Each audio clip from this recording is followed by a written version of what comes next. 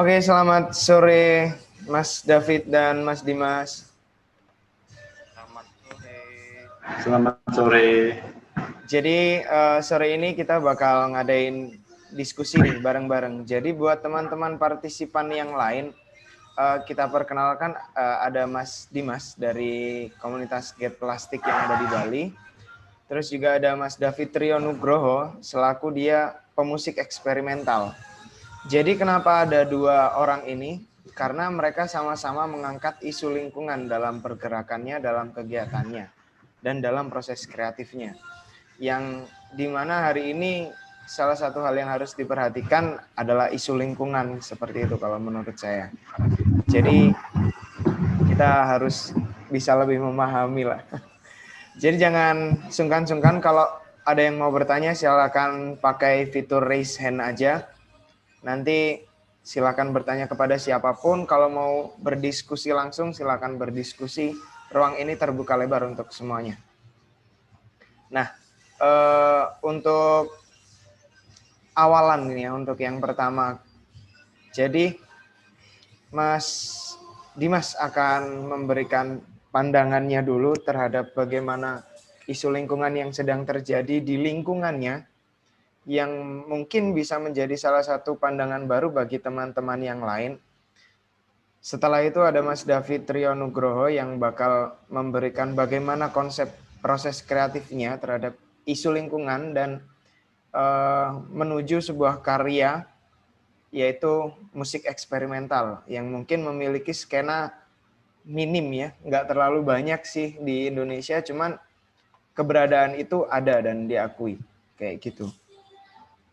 Jadi kita mulai aja, nggak masalah, walaupun segini kita mulai dari Mas Dimas dulu. Halo Mas Dimas. Halo. Ya, kedengeran ya? Kedengeran. Jelas nggak? Jelas. Nggak?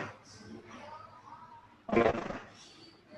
Saya mulai dengan ucapan terima kasih kepada Ring Times Banyuwangi, Mas David juga terima kasih yang sudah memberikan waktu dan kesempatan pada saya pada sore hari ini, dan juga saya ucapkan selamat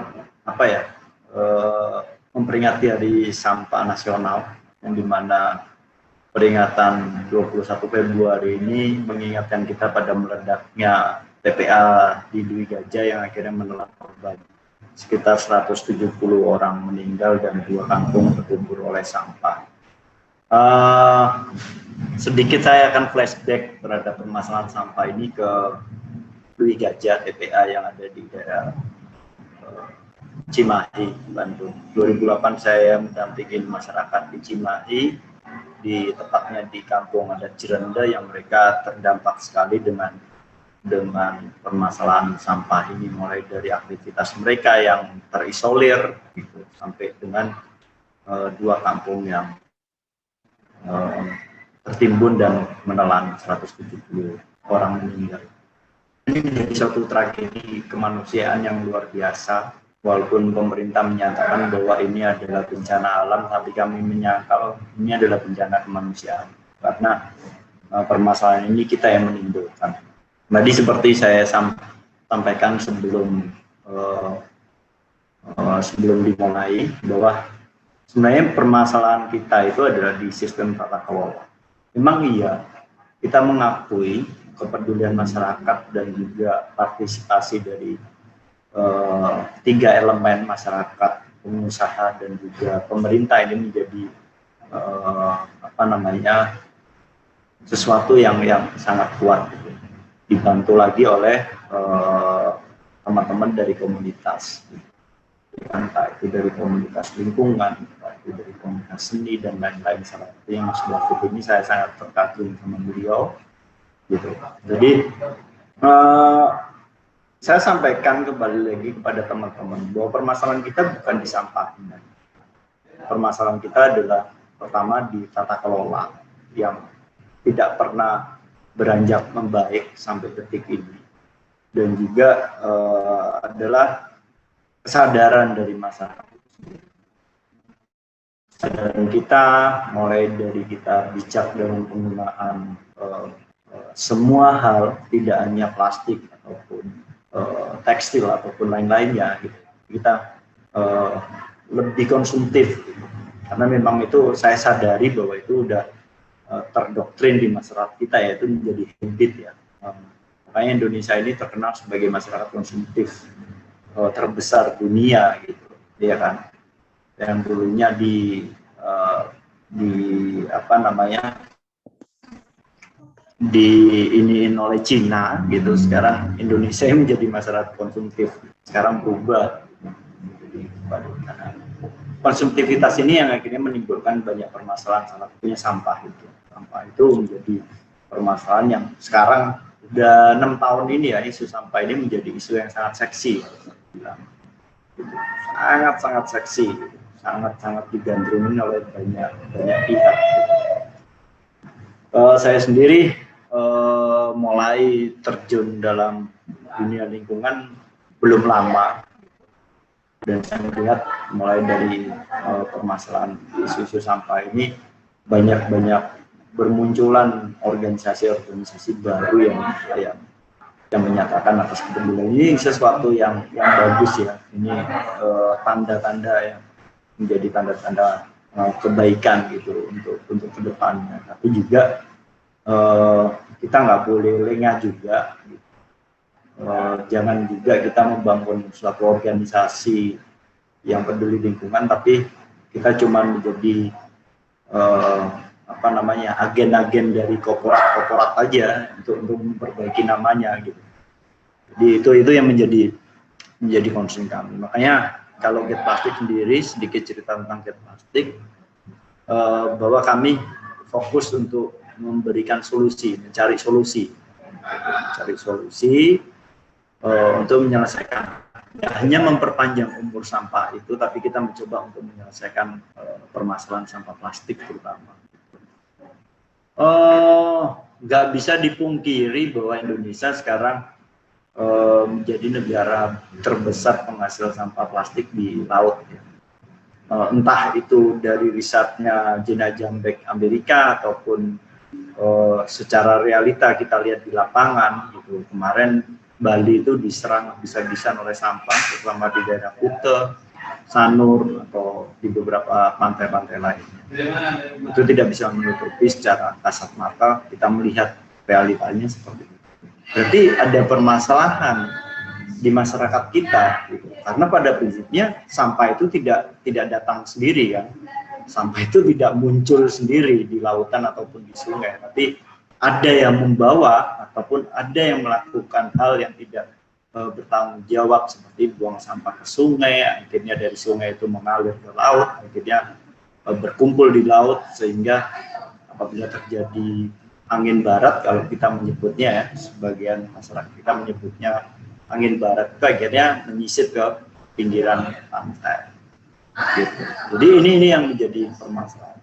Seperti saya sampaikan bahwa masalah kita bukan di sampahnya, masalah kita itu di manusianya. Kalau saya memberikan satu analogi ataupun contoh sederhananya, ketika kita membunuh orang dengan pisau, apakah pisau yang disalahkan? Kan bukan, jelasnya. Pasti manusianya, orangnya yang disalahkan. Sama halnya dengan plastik. Kalau bicara tentang sampah plastik ya, apakah plastiknya harus kita salahkan? Bukan. Gitu. Yang jelas ya manusianya yang harus kita salahkan. Gitu. Kita sering lihat ya, berbicara masalah lingkungan ini nggak bisa berbicara tentang pendidikan juga. Gitu. Tidak melulu berbicara pendidikan. Banyak hal ngomong bahwa orang yang peduli terhadap lingkungan itu orang-orang yang berpendidikan menengah ke atas. Tidak juga. Kita tahu kalau orang berpendidikan menengah ke atas pasti kehidupannya akan menengah ke atas, bawa mobil gitu. Tapi mereka juga sering kok buang sampah dari dalam mobil kayak gitu kan, lempar gitu aja gitu. Nanti kan bukan dari situ tolak ukurnya menurut saya, tapi tolak ukurnya adalah dari kepedulian dan juga habit, kebiasaan dari manusia sendiri. Jadi jangan pernah salahkan plastik. Sekarang ini lagi ramai ngetrend bahwa pemerintah juga support banget apa namanya kampanye tolak plastik, sini tuh plastik, bla bla bla. Gitu. Tapi mereka tidak memberikan fasilitas, tapi mereka tidak melakukan pergerakan yang lebih gitu, yang ibaratnya yang real gitu. Oke, kita ada masalah sampah, kita selesaikan, bahwa plastik itu terbuat dari teknologi, harus kita selesaikan dengan teknologi. Kan seperti itu. Entah itu prosesnya dengan hidrolis atau dirubah menjadi kerajinan yang lebih sustainable gitu, ataupun seperti dilakukan oleh Mas David juga gitu. Banyak sekali hal-hal yang bisa dilakukan, kampanye-kampanye yang lebih apa namanya aware gitu, lebih peduli. Ini menjadi fokus bagi saya. Jadi kita selalu menyalakan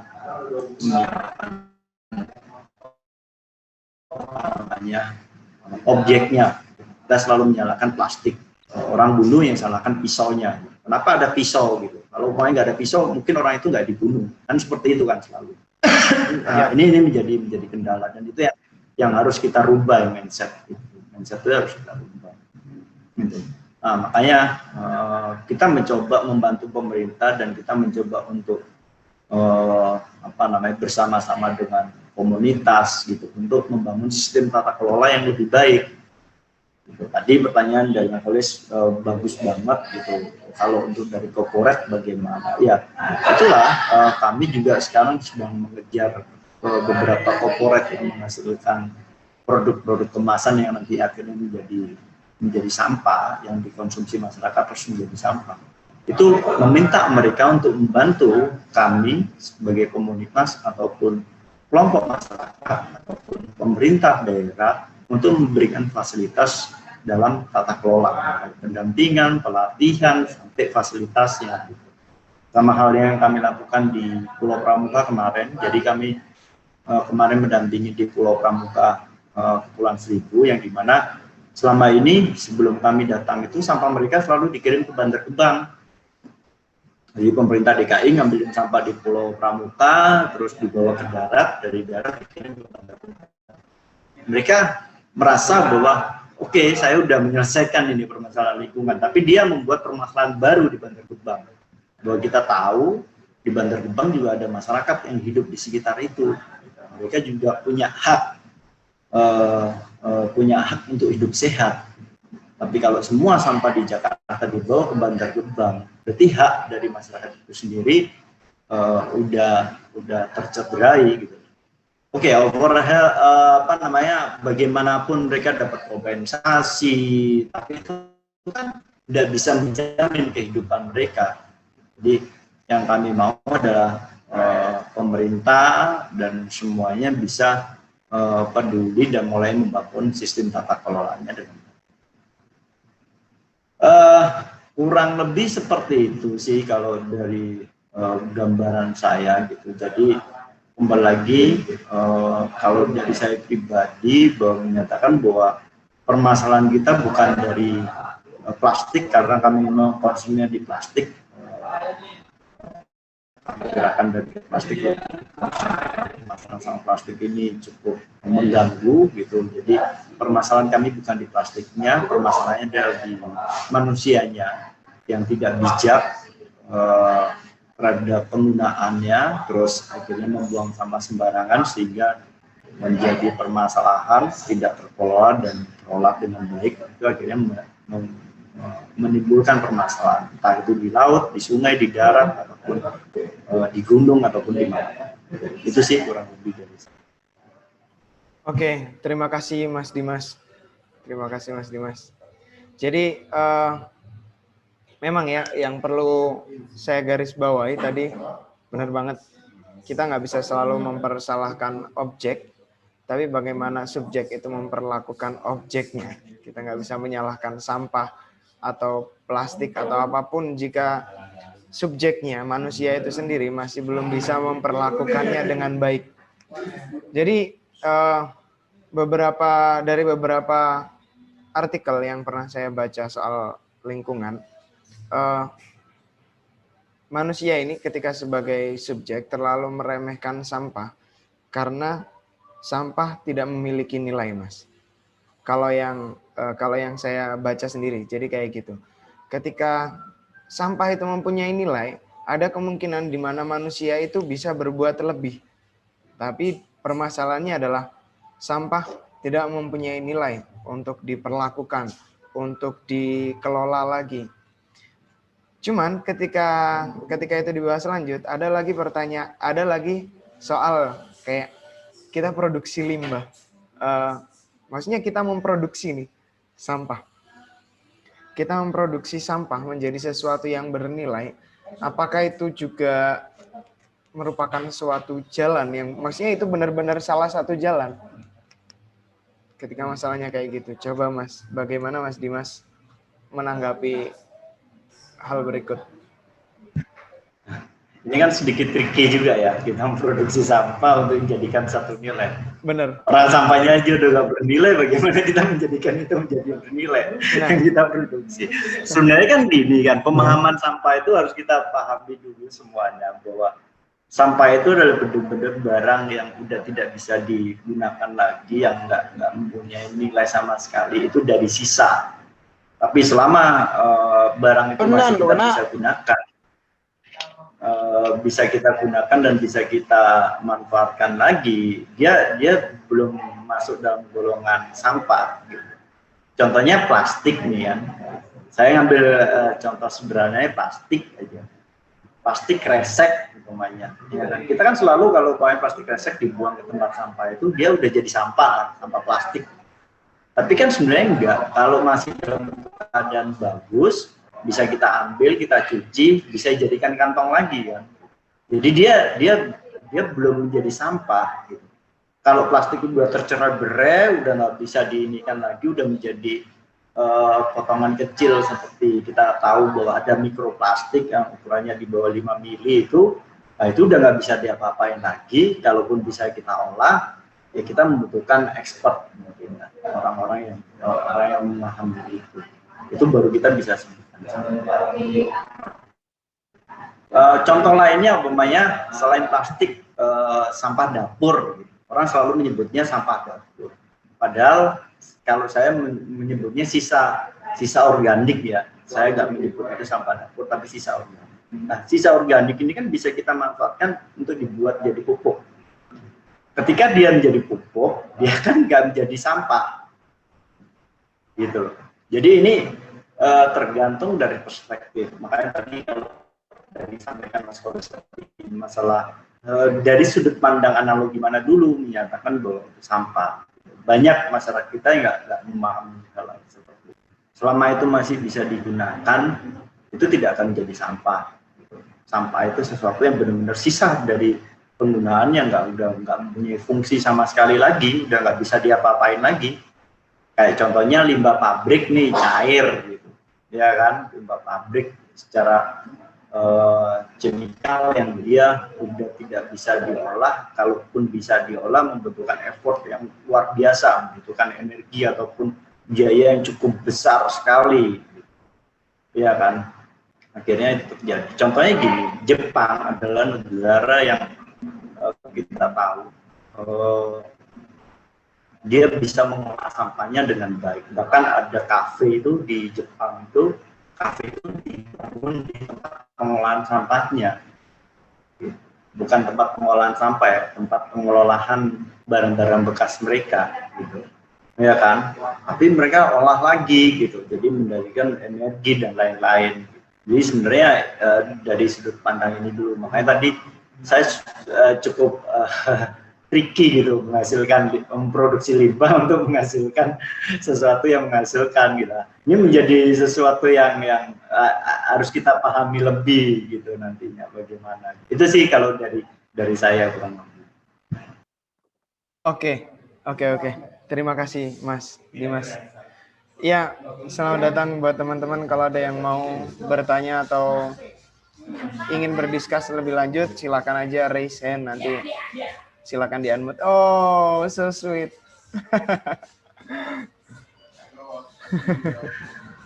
Oke, aku sepakat Mas bahwa kita memang benar-benar harus menyamakan lagi ya perspektif Karena bagaimanapun juga sampah adalah, ini udah aku garis bawahi banget, sampah itu adalah suatu barang sisa yang udah tidak punya fungsi.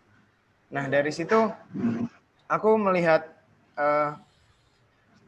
ini ya, nilai guna. Jadi mungkin yang bisa dilakukan hari ini adalah mengkampanyekan fungsi-fungsi itu, enggak sih, Mas? Karena menurutku ya begini, kita benar-benar bisa tahu kalau ada sesuatu yang tidak berguna itu ya karena tidak ada yang menggunakan. Kita bisa benar-benar tahu sesuatu itu tidak bernilai karena memang banyak orang yang menggunakan itu dengan cara ya tidak memberikan nilai pada barang itu. Contohnya saja nih, aku lihat dari beberapa seniman rupa ya.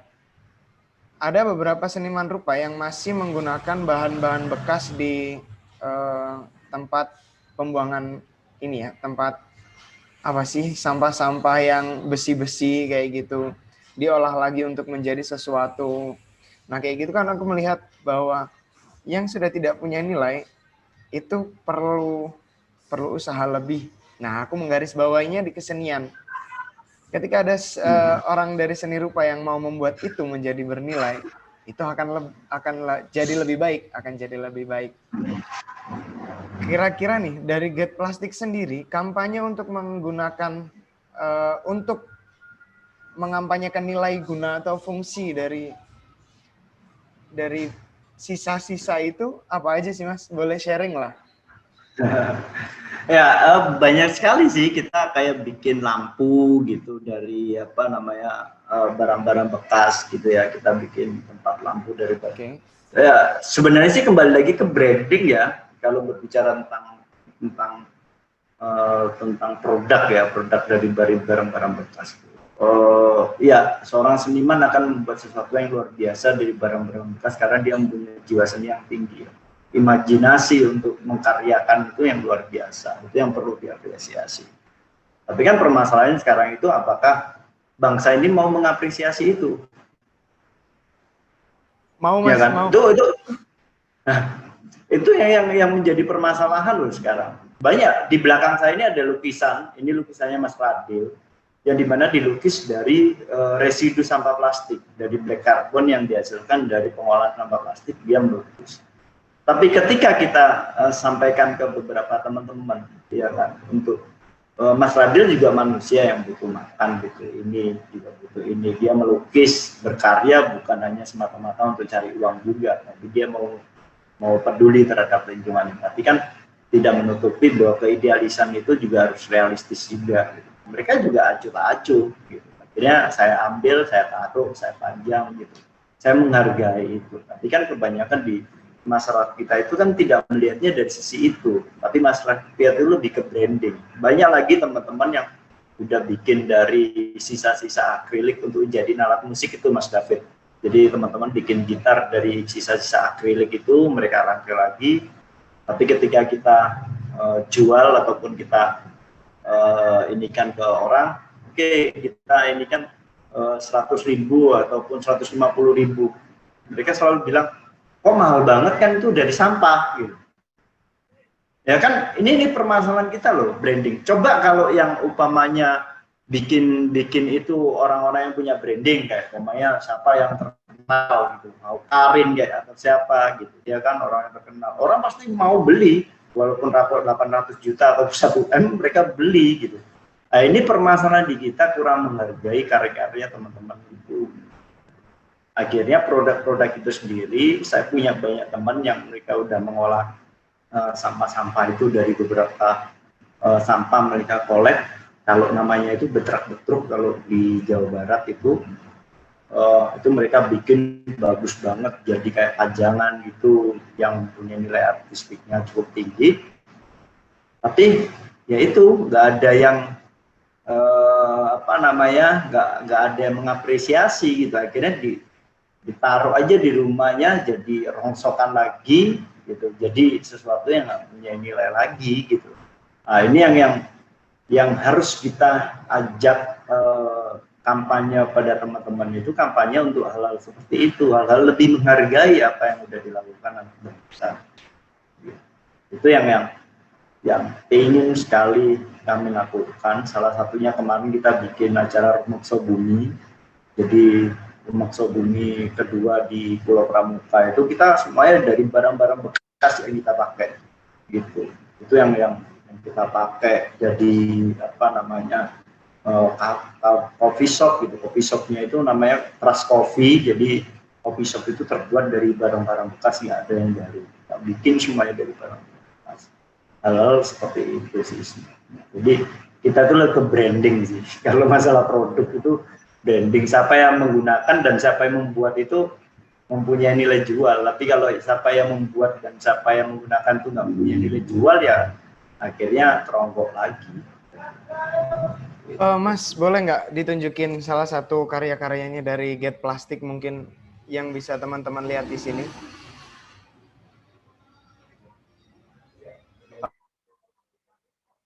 Masih unmute ya. Oke. Satu tukik yang kita buat ini dari apa? 7 tukik yang kita buat. Kalau ini ada 7, kalau ini ada 7 tukik, ini ada 7. Ini tuh berarti kita udah mengurangi 1 kilo sampah plastik. Wow. 7 tukik ini kita mengurangi 1 kilo sampah plastik. Jadi ini hal-hal yang kita buat, ya kan.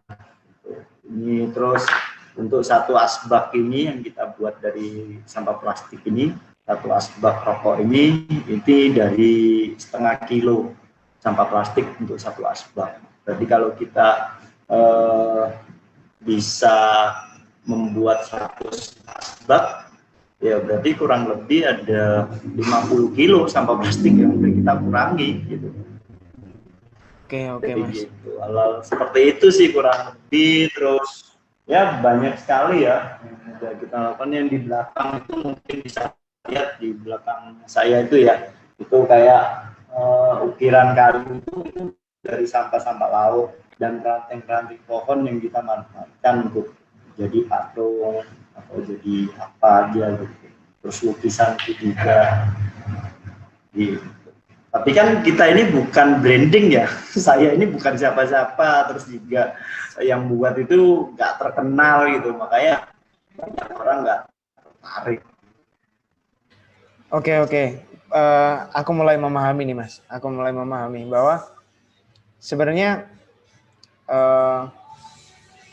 terobosan yang bisa dilakukan ya, kalau menurutku salah satu ini adalah bagaimana sebuah gerakan nantinya atau sebuah kampanye yang mengutarakan soal sampah ini bisa memahami branding, iya, bisa memahami bagaimana perilaku masyarakat hari ini. Aku sepakat banget. Tadi hampir lupa banget sih.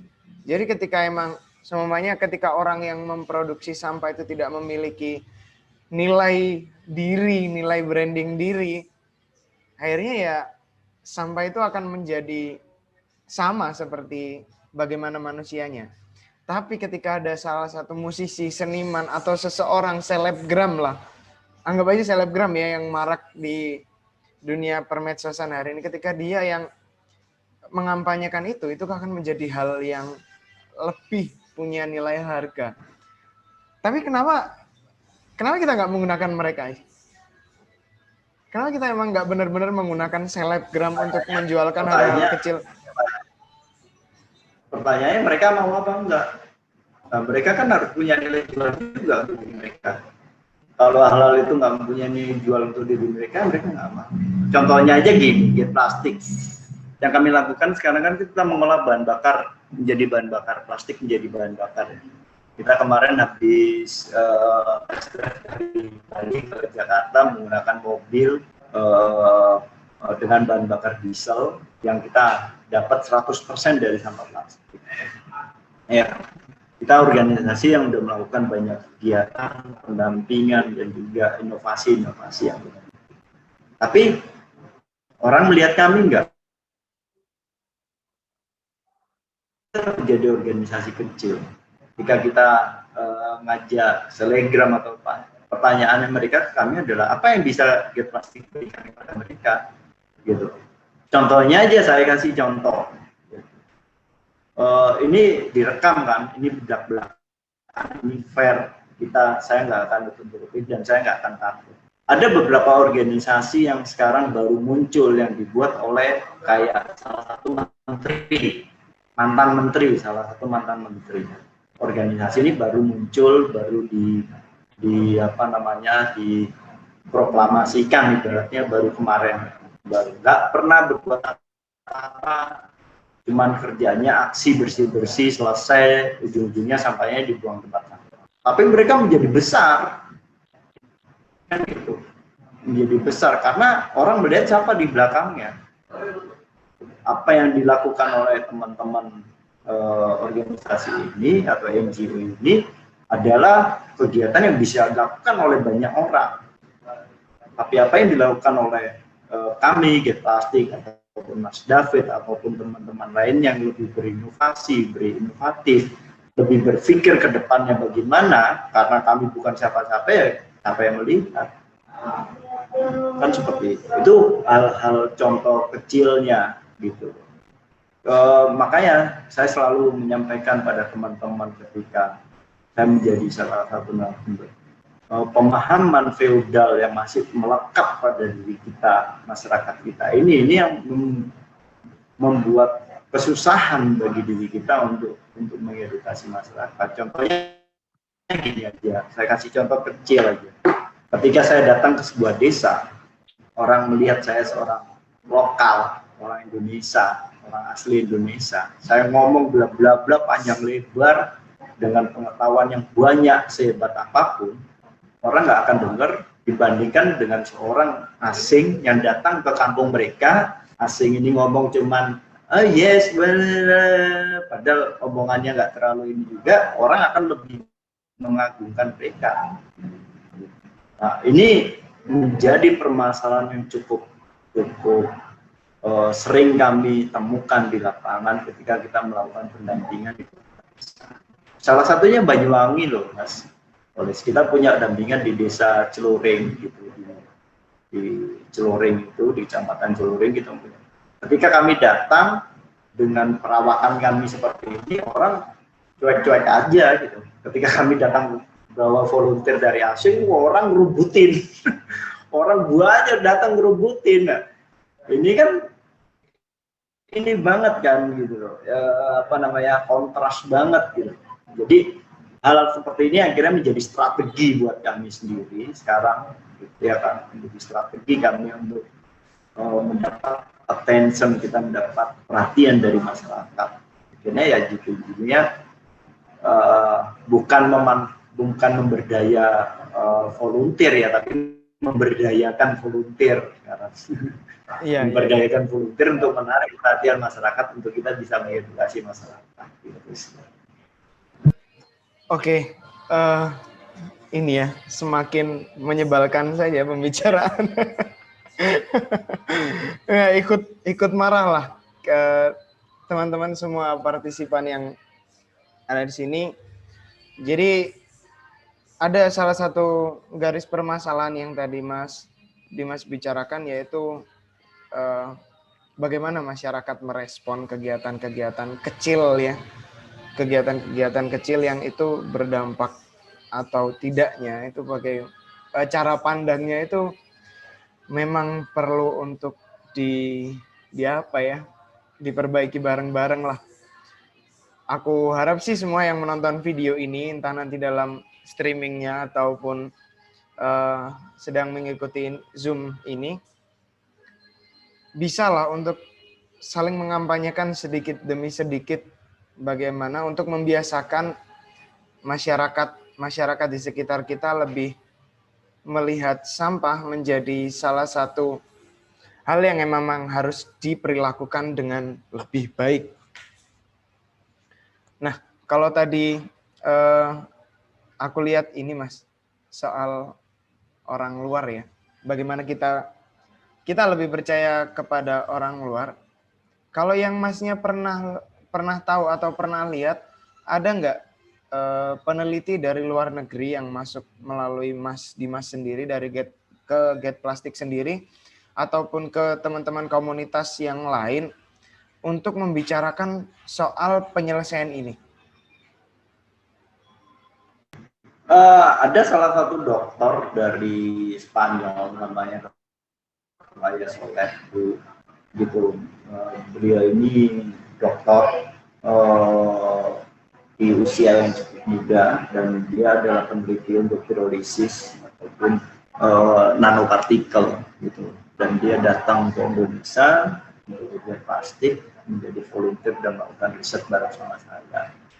Pada prinsipnya sih nggak beda jauh ya secara pengetahuan ya, kan dia banyak belajar dengan kita gitu. Jadi saya harap kepada teman-teman juga semuanya jangan memperlakukan mereka lebih baik daripada kita, dan juga sih kita lebih baik daripada mereka. Karena bahkan salah satu profesornya Dr. Raya Soleh ini ingin datang ke Indonesia untuk bertemu dengan saya karena mesin yang dibuat oleh mereka, mesin pengolahan bahan bakar menjadi bahan bakar yang dibuat oleh mereka itu gagal gitu. Nah, kita lebih bagus, mereka cuma menghasilkan 50% fuel, sisanya adalah wax. Punya kita 80-90% fuel, sisanya wax. Berarti kita lebih, walaupun secara teknologi kita lebih low tech gitu, kita lebih teknologi yang nggak canggih gitu. Mereka teknologinya lebih canggih gitu. Tapi kenapa kita lebih bagus daripada mereka? Berarti kan kita lebih mempunyai kemampuan lebih gitu dibanding sama mereka. Gitu.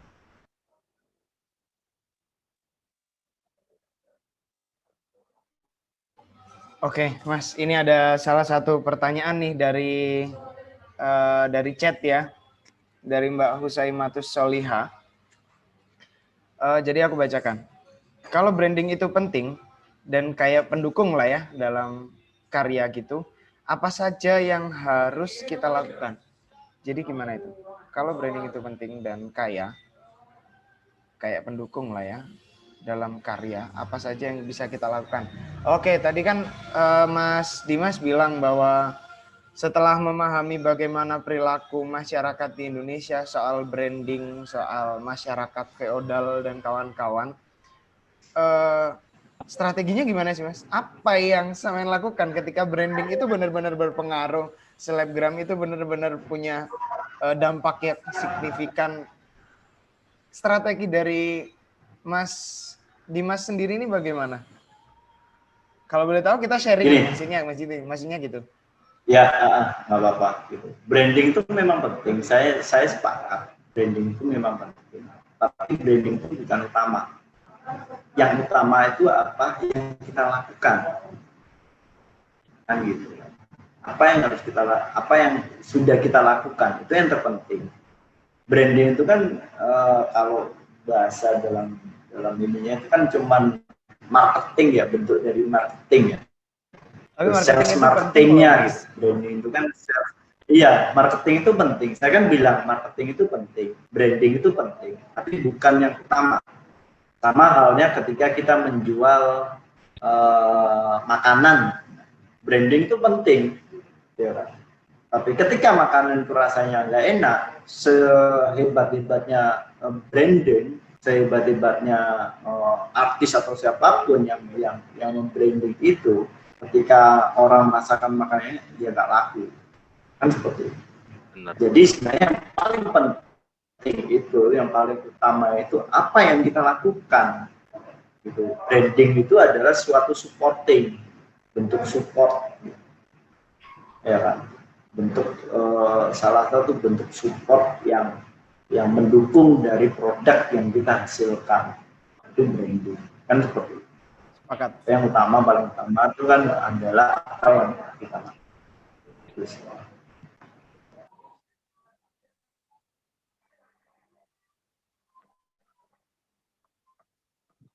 Oke. Dari Mbak Huzaimatus Soliha, kalau ada yang mau ditanyakan lagi atau mau menanggapi dari Mas Dimas, silahkan ya. Terus dari Mas David mungkin ada yang mau direspon nih Mas David. Bagaimana Mas David? Buat teman-teman yang lain, kalau ada yang mau mengikuti atau ingin berdiskusi dengan kita, boleh langsung silakan aja ngobrol. Di sini ada Mas Dimas dari Get Plastik. dan ada Mas David Rio Nugroho, seorang seniman musik eksperimental. Kerja. Buruh. Aduh, koneksiku. Cek, suaranya jelas ya? Aman. Aman ya? Aku ngerespon soal apa yang dibicarakan Mas Dimas tadi tuh, yang terakhir. Emang sih itu lebih ke pasca sebenarnya branding. Sama halnya sama pergerakan di musik indie ya. Sama sih. Semua dari kitanya sendiri. Dari individunya Mas ya. Kalau barang itu kan barang mati. Sampah itu mati. Yang lebih menggerakkan untuk lebih berharga lagi, ya itu tadi. Sebenarnya aku bahasa eksperimen itu global sih menurutku. Eksperimen itu semua pergerakan kita untuk melakukan sesuatu tergantung niat kita.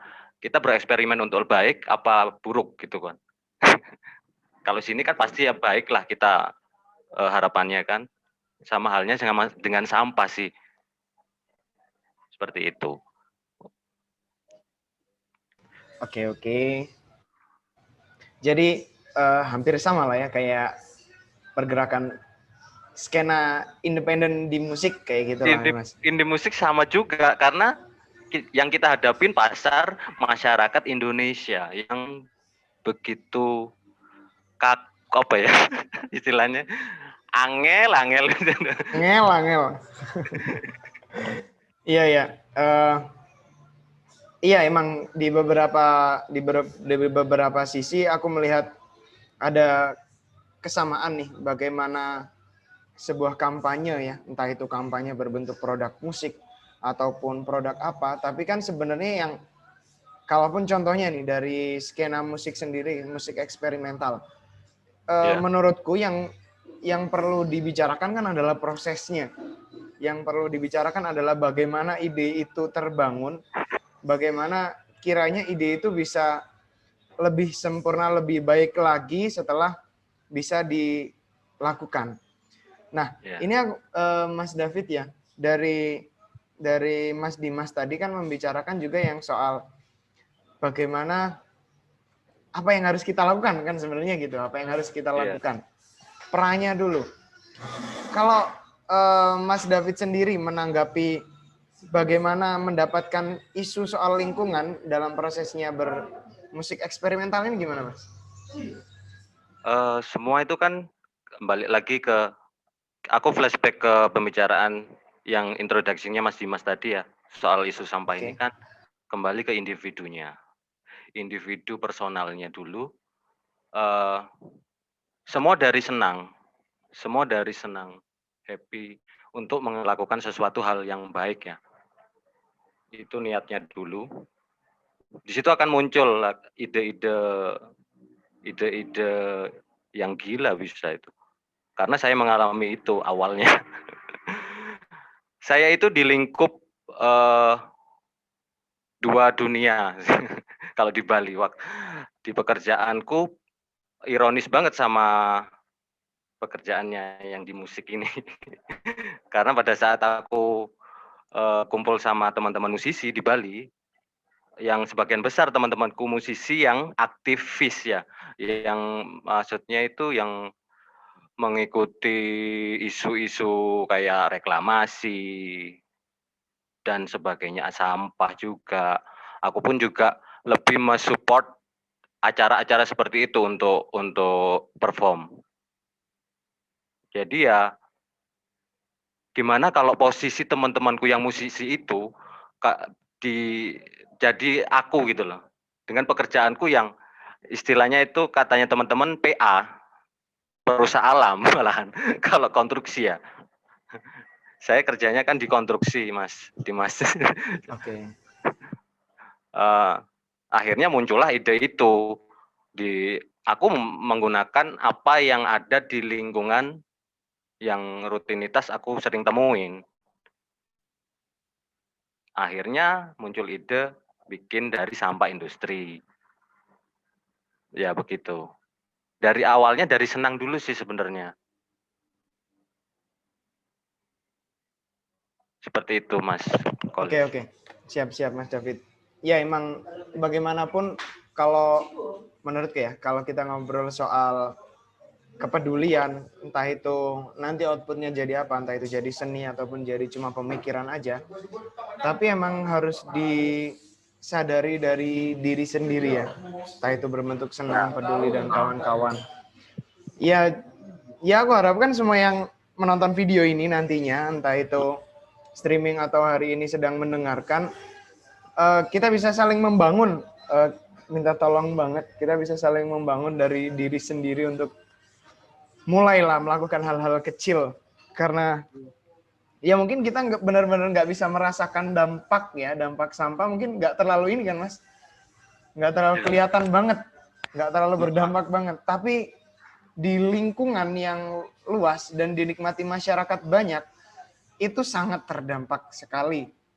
Salah satu contohnya tadi Mas Dimas ketika sebelum acara ini dimulai, tadi Mas Dimas mengatakan bahwa ada sekitar 10 pantai, kalau nggak salah 10 pantai yang terdampak karena sampah.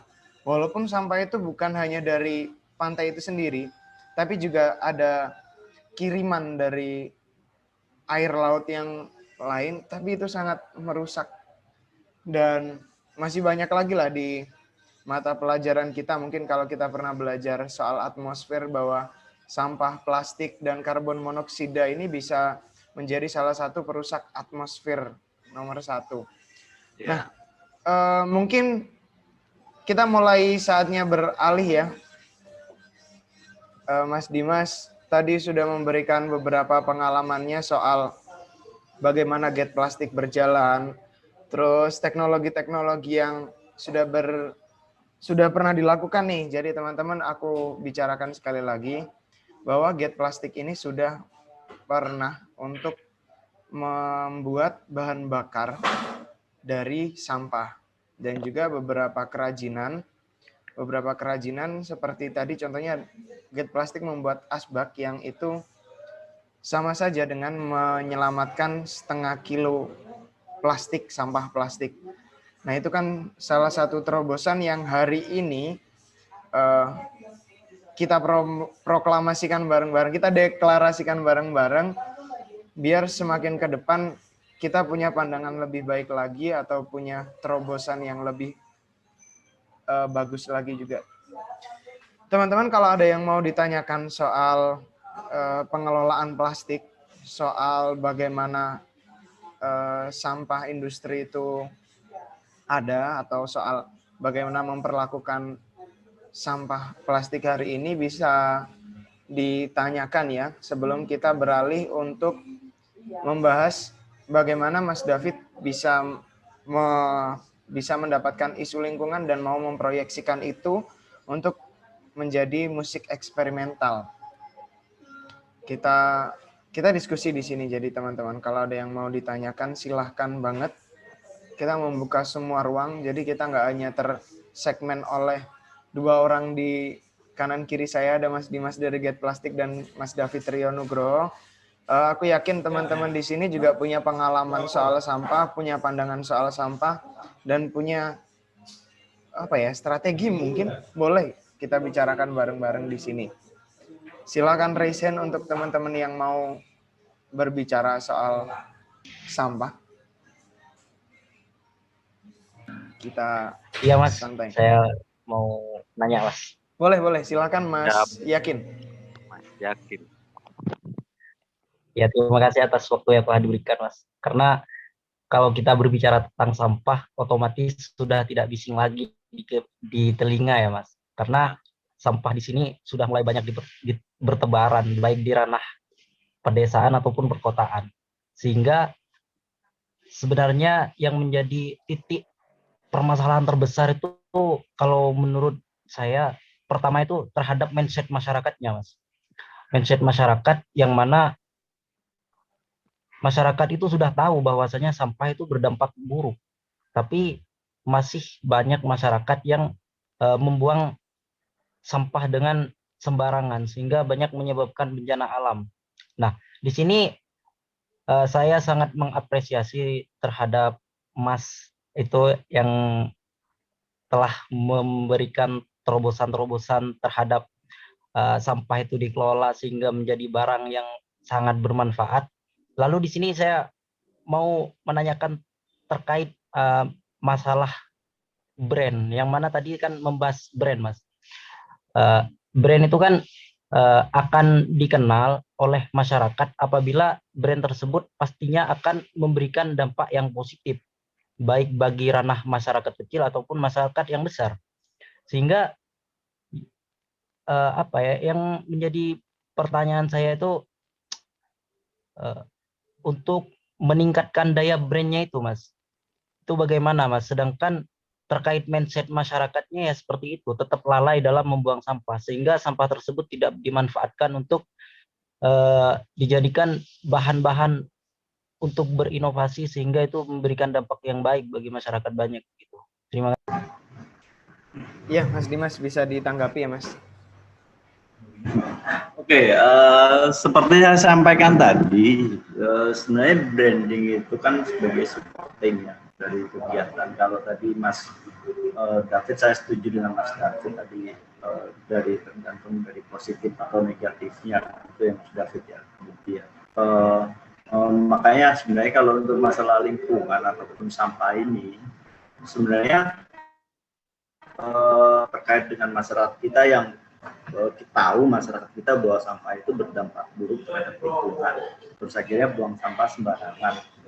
Terus kita pakai branding, supaya ada orang yang terkenal, kita ajak untuk mengkampanyekan ataupun mengedukasi masyarakat. Oke, datang, sekarang kembali lagi, permasalahannya bukan di sampahnya, sebenarnya kita sistem tata kelolanya. Ya kan, kembali lagi bukan di permasalahan sistem tata kelola. Kalau branding itu datang keluar tidak teriak, masyarakat nggak boleh buang sampah sembarangan, tapi kalau fasilitasnya nggak ada, tata kelolanya nggak ada, kan sebenarnya itu kan gitu. Orang suruh buang sampah pada tempatnya, tapi tempatnya nggak ada, kan bingung juga masyarakat. Itu kan banyak hal terjadi di desa-desa. Jadi desa-desa itu orang suruh buang sampah pada tempatnya nggak ada, petugasnya nggak ada, sistem tata kelolanya nggak ada. Akhirnya ujung-ujungnya mereka buangnya ke sungai. Jadi penting branding, saya mengakui branding itu penting, tapi perbaiki dulu fasilitas tata kelola dari sampah ini dulu gitu. Kalau kalian cuma bayar branding mahal-mahal, terus habis itu infrastruktur ataupun fasilitas yang mendukung untuk mengelola itu nggak ada, kan sama saja. Kejenuhan masyarakat itu bukan cuma pada titik ketika isu sampah plastik ini mulai mencuat atau mulai seksi ya, tapi program pemerintah dari tahun 2001 itu udah menyarankan masyarakat untuk memilih dan memilah sampah. Tapi kan ujung-ujungnya petugas yang datang cuma satu orang, terus sampahnya dikumpulin jadi satu, dibuang, dimasukin tempat bak sampah lagi, terus dibawa ke TPA. Kan ujung-ujungnya seperti itu aja. Lama-lamaan masyarakat mulai jenuh. Kurang apa sih sekarang pemerintah kampanyenya mereka sampai pakai public figure untuk mengingatkan masyarakat, mengedukasi masyarakat bahwa sampah itu bahaya untuk lingkungan, bahwa sampah itu bisa menimbulkan bencana alam kayak gitu. Tapi kan masalah ini bukan saya pesimis ya, tapi permasalahan ini kan berlarut-larut gitu. Pertanyaan terbesar saya, isu ini dipelihara atau mau diselesaikan? Kalau isu ini atau permasalahan sampah ini mau diselesaikan, bangun fasilitas ya, perbaiki sistem tata kelolanya. Gitu. Branding itu mengikuti di situ. Nanti kalau fasilitas tata kelolanya udah bagus, branding masuk untuk mengingatkan pada masyarakat, mengajak masyarakat. Gitu. Jadi itu sih yang bisa saya sampaikan kurang lebih. Jadi yang kita perbaiki itu adalah masyarakatnya, sistem tata kelolanya, baru kita bisa melakukan kampanye ya, bahasanya itu, karena branding itu bentuknya dia campaign sih ya, untuk kampanye, melakukan kampanye kepada masyarakat dan juga edukasi kepada masyarakat. Itu sih kurang lebih. Oke, begitu Mas Yakin, bagaimana atau mau menanggapi Mas? Silahkan kalau mau menanggapi. Ya Mas, terima kasih banyak Mas. Berarti kita masih minim dalam skala tata kelola dan fasilitas ya Mas. Juga terkait Iya, mindset masyarakat yang sudah tahu itu memberikan dampak yang buruk, tapi masyarakat tetap berlarut-larut melakukan hal yang demikian begitu. heeh. Ya, sama halnya seperti gini, masyarakat disuruh buang sampah pada tempatnya. Masyarakat nggak boleh buang sampah ke sungai, tapi mereka bingung karena nggak ada tempat sampah untuk mereka tempatkan sampah mereka. Terus mereka juga nggak ada petugas yang mengangkut sampah. Akhirnya terjadi penumpukan, kan seperti itu kan. Apalagi di kota. Gitu. Kalau di desa mungkin kita bisa minimalisir, mengajak masyarakat untuk meminimalisir sampah. Tapi kan itu tidak bisa semudah kita membalikkan tangan kan. Kayak umpamanya kalau ada hajatan atau apa, kita lihatlah masyarakat di desa, di wilayah-wilayah, bukan mendiskriminasi, tapi itu realita yang ada. Lihat aja itu botol-botol minuman mineral, gelas-gelas minuman berserakan di mana-mana kan gitu. Nah, kalau sistem tata kelolanya nggak ada, sampah-sampah minuman mineral itu kan ujung-ujungnya larinya ke tempat sampah. Kalaupun ada yang mau mulung, akhirnya lari ke pengepul diolah lagi kan seperti itu. Ini kan baru dalam garis yang panjang, rantai produksi yang panjang nantinya. Tapi kalau tata kelolanya udah ada di wilayah itu, ya kan, itu akan lebih bagus gitu. Karena kita memotong mata rantai itu, gitu. Mata rantai pengolahan yang panjang itu. Makanya itu yang kami lakukan di desa itu, sehingga permasalahan sampah di desa itu selesai di desa itu, nggak perlu lagi dibawa keluar. Itu sih. Oke, kita harus lebih bijak lagi. Kita mau menghentikan apa ya? Tadi bahasanya Mas Dimas itu. Lupa aku Mas. Kita mau membuat isu ini hanya sampai seperti ini atau kita harus menyudahi kan kayak gitu ya? Kita harus menyudahi benar-benar masalah sampah ini mulai dari diri kita sendiri dan masyarakat sekitar sih kalau menurutku tadi. Soalnya ketika pun dibicarakan lebih dalam lagi, soalnya contohnya tadi ya, ketika kita berbicara lebih dalam lagi soal bagaimana kita melakukan, ternyata masih ada fasilitas-fasilitas yang mungkin belum terpenuhi untuk kita melakukan sesuatu. Jadi memang banyak PR buat kita semua, bukan hanya milik oleh Mas Dimas karena selaku dari Gate Plastik gitu ya. Enggak, ini adalah semua persoalan yang sedang dibebankan kepada semua orang yang hidup. Semoga aja kita bisa selesai dan benar-benar bisa punya pandangan untuk menyelesaikan, bukan hanya menimbun persoalan ini dan masih menjadi persoalan 5-10 tahun ke depan. Semoga saja bisa kayak gitu. Oke Mas, pertanyaan saya yang terakhir nih. Pertanyaan saya yang terakhir untuk Mas Dimas. Kalau teman-teman ada lain mau tanya silakan di chat atau raise hand ya. Jadi Mas Dimas dari Get Plastik, bagaimana cara Mas Dimas mendapatkan sampah untuk dikelola?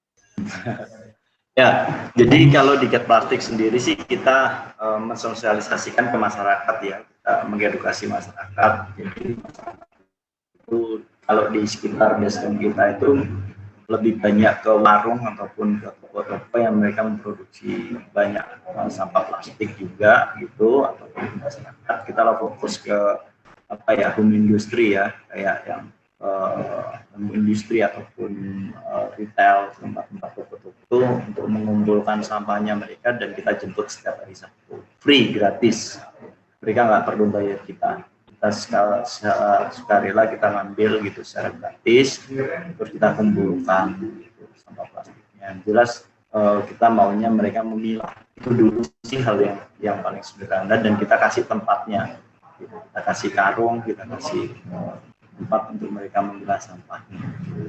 Nanti kita ambil, kita tukar lagi, kita ambil, kita tukar terus seperti itu.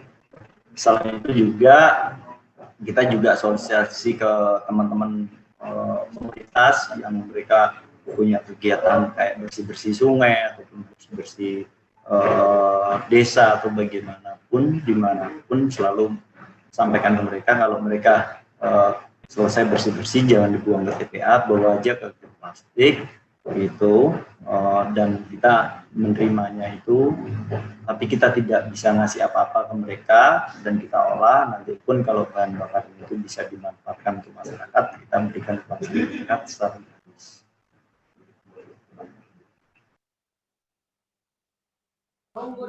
Oke, Mas Dimas, terima kasih. Oke, teman-teman, kita ini dulu ya. Kita ke masa transisi. Jadi itu tadi dari Mas Dimas dari Gate Plastik yang sudah membicarakan bagaimana dia mendapatkan sampah, cara pengelolaannya, dan juga bagaimana pandangannya melihat masyarakat dan persoalan sampah. Ke depan kita harus bantu semua orang yang punya kepedulian kepada sampah ya teman-teman. Oke, lanjut kita ke Mas David Triyonugroho. Jadi Mas David ini adalah seorang musisi. Sekarang bertempat tinggal di Bali dan bekerja di sebuah pabrik ya Mas. Dan dia adalah seorang musisi eksperimental.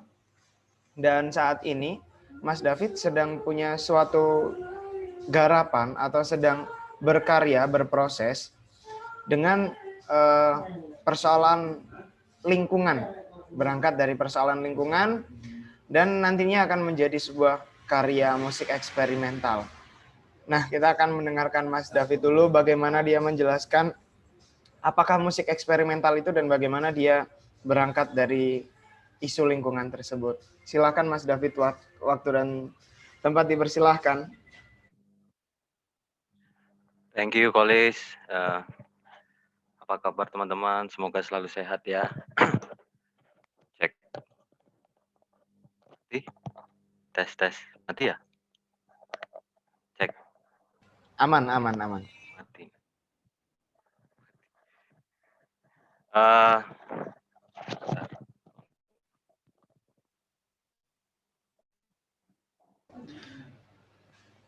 Bagaimana, Mas? Ya. Sebenarnya ini project iseng awalnya. Karena aku bosan sama skena yang terjadi bukan di Bali ya, tapi di aku sendiri untuk rentetan perjalanan musik. Kenapa aku nggak bikin ide yang lebih lagi, tapi punya impact yang saling berkaitan ya. Maka aku ambil lingkup di sekitarku itu dari sampah. Awalnya juga nggak mematenkan nih harus dari sampah, enggak, cuman recycle dari suatu barang gitu. Misalkan apa yang aku temuin, karena kalau sekarang kita transisi ya dari perwakilan dari Gate Plastik Mas Dimas ke isu global ya. Nah sekarang lebih ke spesifik di musik kan. Jadi kalau audio lebih ke audio, lebih ke nada sekarang. Semuanya bisa akan menjadi suatu bentuk nada. Apapun itu dari alam pun itu semua ada unsur nada kan gitu. Intinya seperti itu. Maka aku ambil salah satunya di benda yang bukan selayaknya instrumen musik ya gitu. Yang udah aku buat ini dari beberapa bahan-bahan bekas di pabrik, mulai dari palet, terus kaleng-kaleng bekas, intinya itu fondasi untuk desainnya itu, dan plastik juga ada sedikit plastik. Ini sebenarnya untuk prototipe aja, untuk awal aja. Aku harapannya ini penyulut untuk pergerakan selanjutnya di skena musik gitu. Tujuanku seperti itu. Untuk produk selanjutnya itu kan biasanya seorang pemusik indie itu kan ke album ya. Proses kreatifnya dari rekamannya, terus konsep musiknya. Nah, mungkin aku ini sebenarnya sejalan sama Kolis mengajak aku untuk berdiskusi online ini. Jadi aku berharap juga menambah teman atau saudara dari Get Plastik, Mas Dimas ini untuk bekerja sama juga, untuk bukan halnya untuk di proyekku, tapi untuk kedepannya juga, untuk jangka panjang juga sebenarnya.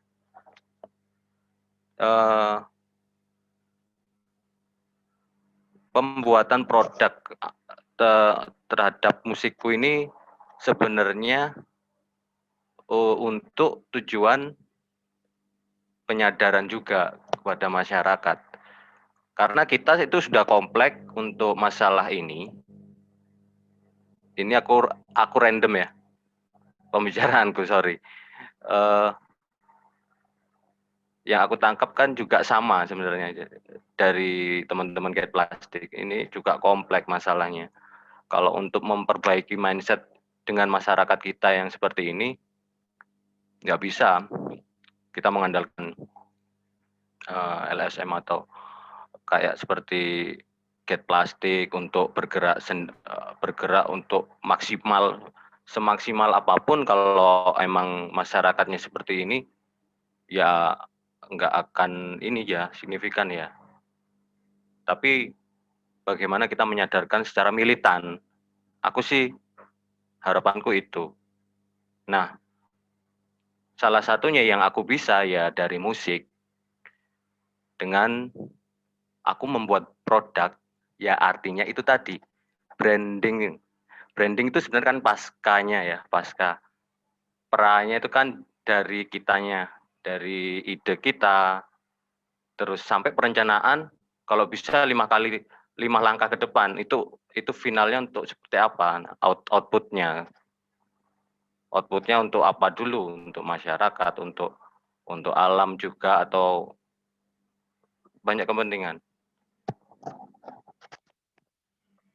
Kalau aku itu ya seperti itu, untuk kelanjutan branding dari produkku ini ya album dalam hal rilisan fisik dari proses kreatif musik dari instrumen daur ulang sampah.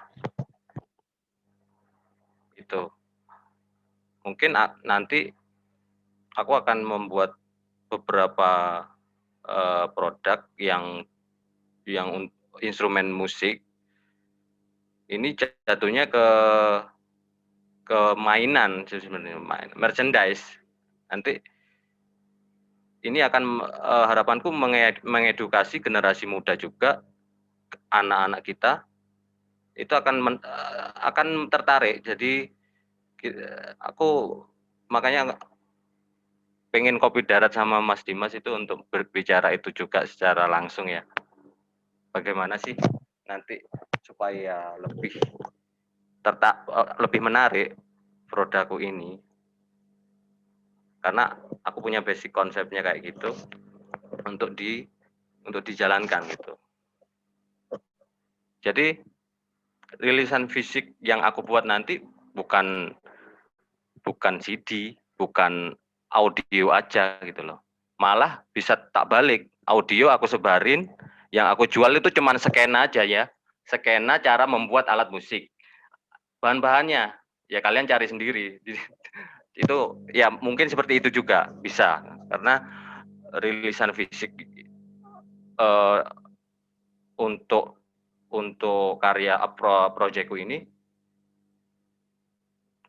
itu juga semua eksperimental ya. Aku maksudnya dari segi musiknya sendiri, nada-nadanya sendiri, apa yang dihasilkan dari nada yang barang yang aku pakai itu kan random.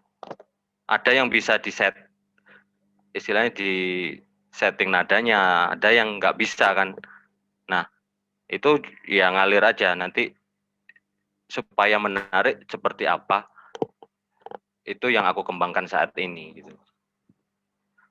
Untuk yang pernah aku share di Instagramku, bisa teman-teman lihat juga di Instagramku, Kues Bilindo. Itu contoh sih, contoh pada saat aku perform di suatu acara, ya aku coba demo dengan alat yang aku bikin. Seperti itu. Ya, Mas Kolis. Oke, Mas David. Kedengeran ya suaraku ya? Oke, udah kedengeran. Cek. Kedengeran ya suaraku, Mas? Jelas. Oke. Terima kasih. Jadi begini teman-teman, Mas kita mengenal musik dulu ya dari Mas David ini tadi. Jadi musik eksperimental itu salah satu skena, salah satu bagian dari skena independen.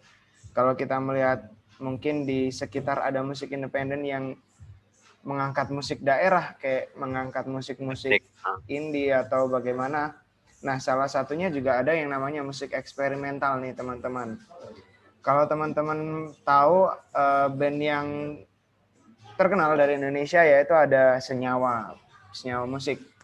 Nah, tapi tidak menutup kemungkinan ternyata banyak skena yang juga terbentuk di berbagai kota dan salah satunya Mas David ini sebagai pelakunya. Jadi teman-teman di sini tadi Mas David sudah menjelaskan bahwa bagaimana ide itu dibangun untuk menjadi sebuah karya, dan yang paling penting kan tadi ide ya. Iya. Yang paling penting tadi Mas David menekankan bahwa idenya bagaimana, dan dia akan memproduksi instrumen-instrumen yang mungkin menghasilkan nada atau audio atau suara yang benar-benar bisa mewakili dari sampah dan isu-isu yang sedang Mas David bawa. Tadi rencananya mau bekerja sama Mas Dimas ya untuk buat instrumen ya? Iya, sebenarnya aku membuka sekali bekerja sama dengan semuanya yang mau mendukungku gitu. Ya. Oke. Alhamdulillah kenal lagi, nambah lagi saudara Mas Dimas kan gitu. Yang paling dekat Mas Dimas, dan Mas Dimas pasti tidak akan keberatan kalau soal isu lingkungan. Iya, jadi selain itu juga tadi Mas David juga menjelaskan ada yang menarik nih teman-teman. Mungkin Mas David tidak akan menjual produk audio. Kalau kita tahu hari ini ya, mungkin beberapa band atau musisi masih menjual CD album atau musiknya melalui platform streaming yang kita harus berbayar untuk mendengarkan lagu tersebut. Mas David mungkin akan menggunakan cara lain, kayak tadi bagaimana kita untuk meracik alat atau instrumen tersendiri yang nanti bakal dipandu lah ya pastinya, nggak se eksperimen kita kan. Jadi Mas David mungkin nanti semuanya nih teman-teman mungkin bakal disuruh untuk mencari kawat dan botol plastik gitu lah ya. Karet gelang nasi bungkus itu jadi bunyi yang bagus. Nah, iya sepakat banget. Ya sederhana sih Pak alat-alatnya itu. Ya, emang yang memungkinkan itu. Tapi sekali lagi Mas, oke lah kita emang punya pandangan sama dari keberangkatan memahami isu lingkungan. Dari Mas David tersendiri nih, kita kan tahu ada isu lingkungan dan ada musik eksperimental, tapi Mas David yang mengenal musik eksperimental. Kenapa harus menjadi musik eksperimental? Selain keegoannya Mas David ya dalam mengelola musik dan mempercayakan semuanya kepada yang bersifat eksperimental, kira-kira apa ada tujuan lain atau alasan lain yang melatar belakangi hal tersebut, Mas? Semua aku lakukan dengan senang hati, dengan ikhlas, dengan apa ya? Yang sebenarnya nggak mungkin pekerjaanku kayak gini. Fit kok ya sorry ya pakai bahasa Jawa. Kok sih iso sih fokus kebanyakan seperti itu teman-teman. Fokus begini. Karena aku senang gitu loh. Sama halnya kalau teman-teman yang lagi kayak teman-teman kita yang ngawali bisnis kopi, kita buka kafe ya, atau warung kopi yang middle ini ya, menengah ke bawah lah. Itu kan misalkan orientasinya duit ya nggak paling ya berapa bulan buka, karena yang kebanyakan ya yang dicari ya tempat nyangkruknya, tempat ngobrolnya, yang dibeli produknya ya ya 5.000 dah, tapi nyangkruknya yang lama kan gitu. Kalau kalau kita ingin membuat suatu usaha, ya kita harus senangi dulu apa yang kita lakukan kan gitu. Sama halnya kita bikin kopi, kita harus bisa meracik kopi yang pas di lidah masyarakat Indonesia. Nggak usah terlalu ikut yang skala menengah ke atas kayak franchise gitu kan. Malah kopi klotok yang daerah, ini contohnya kopi itu belum dijajal secara kelas internasional, padahal bisa skala kelas internasional. Malah kayaknya suka semua bule itu sama kopi klotok. Oke. Jadi Sesederhana itu sih. sesederhana itu ya lah ya. Menempatkan apa yang kita bisa dan apa yang kita mau itu menjadi sesuatu yang compare, bisa dilakukan bareng-bareng. Nanti akan ketemu ininya, output apa yang kita inginkan sih. Sementing niat dulu, niat baik dulu gitu loh. Nggak bicara cuma sampah loh ya, semua hal seperti itu kan gitu. Yap, sepakat. Oke, teman-teman kalau ada yang mau ditanyakan atau mau ngobrol langsung nggak masalah, raise hand aja atau bisa lewat kolom chat. Jadi lanjut nih Mas David. Aku tertarik dengan salah satu hal tadi yang Mas David ungkapin ya. Tadi katanya sempat apa namanya ya, mendaur ulang sampah dari tempat kerja sampean. Memakai itu ya. Bisa dijelaskan itu apa dan bagaimana Mas David untuk mengelolanya atau menggunakannya? Oke. Ini sebelumnya thank you juga untuk YouTube ya. Karena aku juga mereferensi dari beberapa ide-ide dari teman-teman langsung, dari internet juga, nggak murni aku ya. Ya aku jujur aja. Cuman aku cuman seneng aja, pengen bikin aja gitu kan. Itu semua kebetulan sih, Kolis. Kayak ada kaleng bekas yang bakalan jadi reverb murni, reverb apa sih? Reverb natural. Karena nggak semua bahan kaleng itu bisa bagus reverbnya kan gitu. Itu ya aku analisa gitu. Ini yang aku pakai, ini contohnya ya. Kebetulan aku bawa. Oke, Mas David akan memperlihatkan sebuah karya. Jadi yang dimaksud reverb tadi teman-teman semacam ruang resonansi kalau kita lihat. Aku mengandalkan akustik resonansi dari suatu barang, misalkan yang bentuk kaleng gitu. Sementara ini seperti itu. Oke, mana Mas yang mau diperlihatkan tadi? Kita menunggu nih.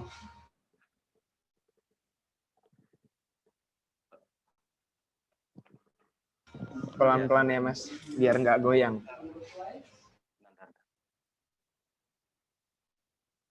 Ya, ini dia. Oke, itu ada kaleng sama senar Mas. Ya, ini sama karet gelang. Karet gelang. Ya, ini pengembangan sih, bentuknya juga masih belum menarik kan. Nanti lebih berkembang lagi. Aku juga menuntut kemungkinan untuk teman-teman yang mau sharing sama aku untuk kelanjutan ke depan dari basic konsep ini sih. Ini sebenarnya konsep alat musik berdawai. Kalau Bandung ini kecapi. Ya, kecapi. Ini juga bisa digesek pakai bow. Nah, ini kalau gini jelas suara kulis, enggak usah di ini mic. Kurang jelas, Mas. Kurang jelas ya? Sorry. Ini jelas ya, baru ya? Jelas. Jadi dawai ini akan meresonansi dari petikan senar. Ini ada senar. Ini ada senar. Ke kaleng bekas ini. Kaleng bekas ini. Jadi di dalam sini aku kasih pengeras kayak pick up tempel gitu. Mungkin kalau bahannya kayak namanya piezo elektrik gitu. Piezo. Yezo Mas. Aku tempelkan di sini, di dalam sini. Ini aku pakai kaleng yang bagus menurutku karena ini bahannya dari bekas dispenser air. Di dalam dispenser air ini kalengnya. Jadi di dalam kaleng ini ada elemennya. Ya ini buat cantolan piezo tadi sih. Ini tambahan sih.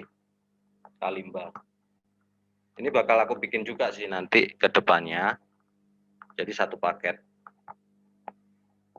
Untuk apa? Jadi seperti gamelan nanti. Karena ini 3 nada diatonis, bukan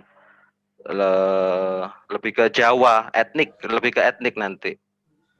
Oke. Jadi pandangannya kayak gitulah ya Mas, mungkin sebuah alat yang nantinya mungkin dijual ya. Mungkin dijual outputnya. Outputnya mungkin kayak gitu teman-teman. Jadi yang perlu kita ketahui, musik eksperimental ini biasanya juga berangkat dari alat-alat yang memang benar-benar dibikin ya untuk tujuan bunyi, untuk suatu tujuan bunyi. Jadi teman-teman nggak perlu kaget ketika melihat barang-barang yang dia emang nggak biasa kita lihat di panggung musik sebelumnya. Mungkin kita melihat drum, melihat gitar, dan kita melihat alat yang seperti itu. Ya itu adalah salah satu ciri khas bagaimana musik eksperimental dibentuk ya Mas David. Ya, salah satunya seperti itu. Oke, jadi tadi Mas David juga bilang bahwa ide-ide itu juga berangkat dari internet juga ya soal pembentukannya ya. Kira-kira Mas David sampai hari ini prosesnya udah berapa persen?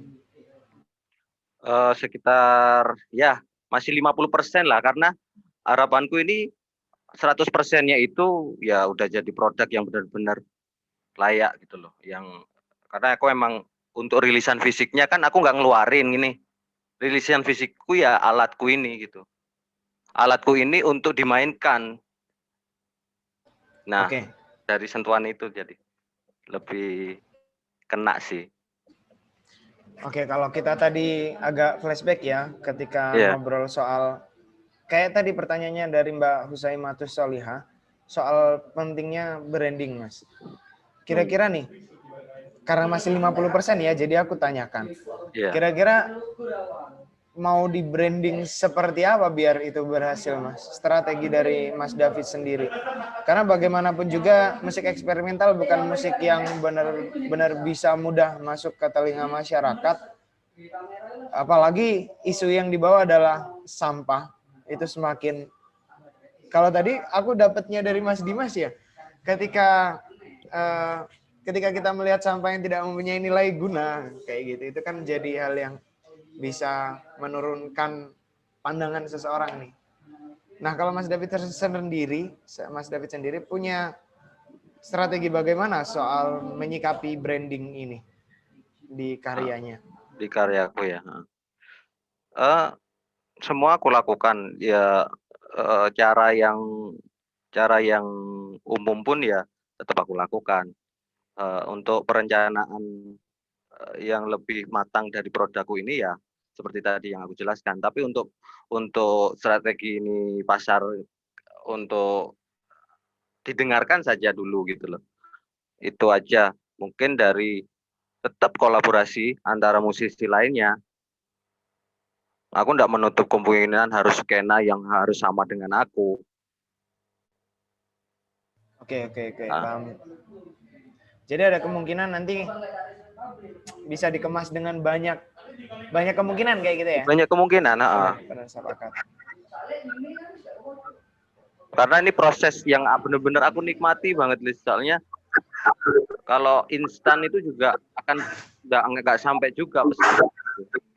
Makanya dengan momen kayak gini, ya aku dapat lagi kenalan, dapat lagi saudara yang sama satu visi misi kan, itu salah satu dari prosesku selanjutnya. Nah itu ngalir aja kan gitu. Itu bakalan akan membangun ideku yang lebih matang lagi. Karena aku emang menjalankan ini ya mengalir gitu. Oke Mas. Ya. Coba aku minta tanggapan dari Mas Dimas dong mungkin. Jadi Mas Dimas di lapangan ada kayak gini nih, ada Mas David nih. Dia penggerak di bidang musik. Mas Dimas sendiri sebagai orang yang peduli lah ya. Kita sama-sama peduli, deng. Kita semua di sini peduli terhadap isu lingkungan. Bagaimana menurut Mas Dimas soal pergerakan dari Mas David ini?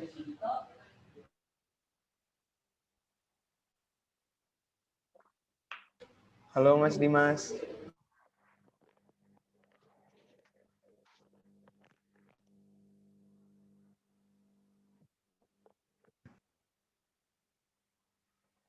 Mati. Halo Mas Dimas. Bisa nggak? Kayaknya masih di-unmute, Mas. Di-unmute tuh apa ya? Oh ya. Ya sip. Tadi itu tak matiin videonya gara-gara delay terus. Tapi aku siap. dengerin tadi. Oke, gimana Mas tanggapannya Mas?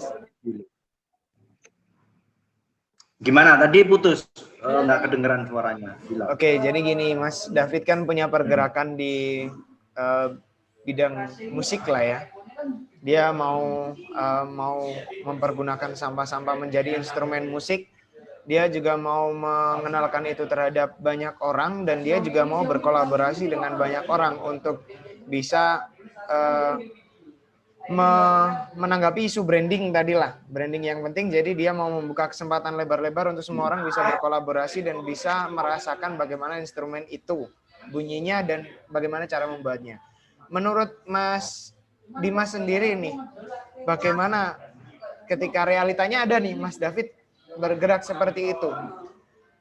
Mas Dimas tanggapannya bagaimana dan kira-kira bisa didukung dengan apa Mas David ini agar menjadi hal yang menarik loh?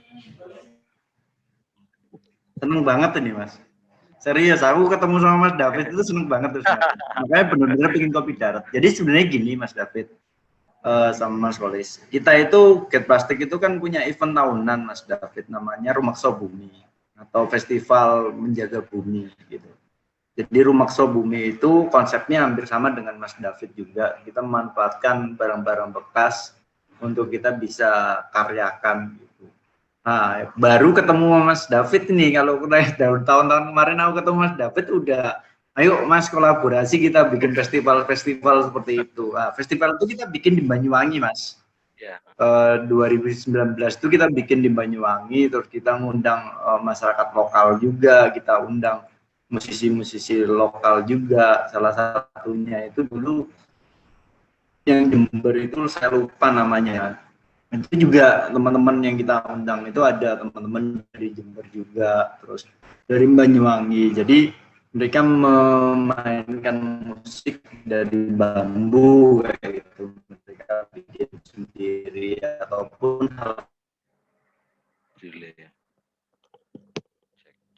hal lain yang lebih ini.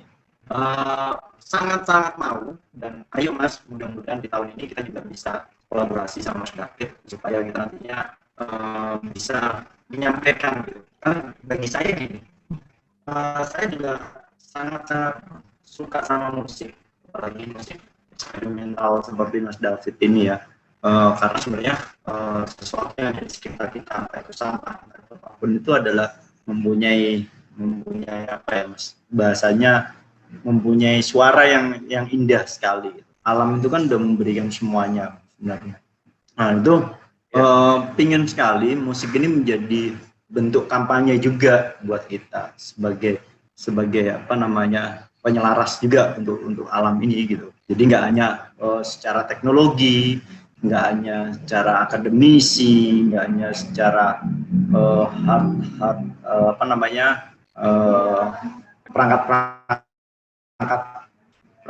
yang di ini, tapi musik ini kan apa ya, nuansa baru gitu loh, nuansa yang lebih mendalam ketika orang itu mendengarkan itu kan indah banget ya.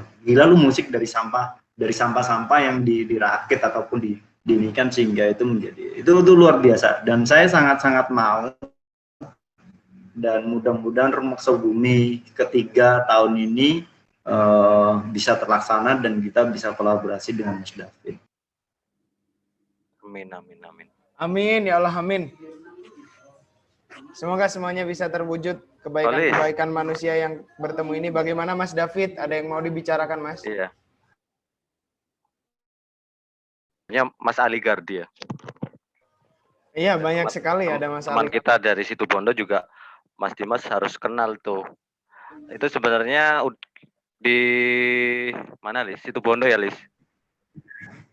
Di Kampung Langai itu kita pernah bikin, teman-teman Situbondo, Mas. Itu festival Kampung Langai, festival musik anak daerah. Itu kemarin konsepnya sampah, semuanya instrumen dari sampah. Cuman nggak semua pengisi menggunakan sampah juga, enggak. Belum, beda mungkin sama yang acaranya Mas Dimas tadi. Itu ya saya support seperti itu. Jadi entertain baru gitu. Bagus.